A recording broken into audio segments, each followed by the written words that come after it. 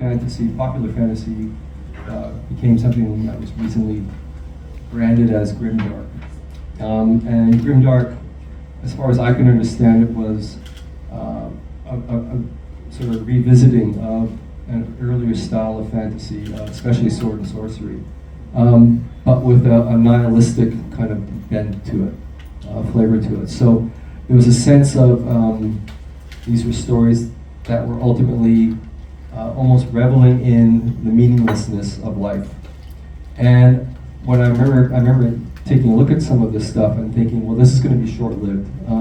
There will be a response to it, where writers are starting to explore a better or a greater sense of hope, and I think that is coming.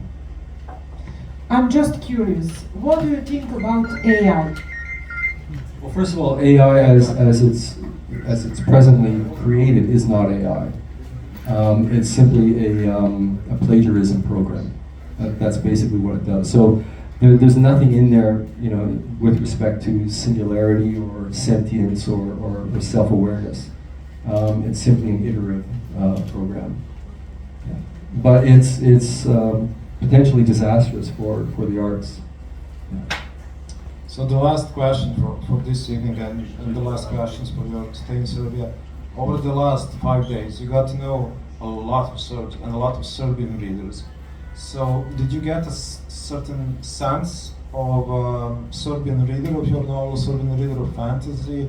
And could we have a couple of thoughts from you about our readers? Yeah, you ask questions that other readers don't ask.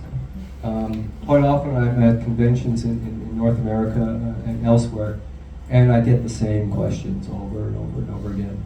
I have not been getting that here. I'm getting very interesting questions, so it's been a pleasure to answer all of those questions.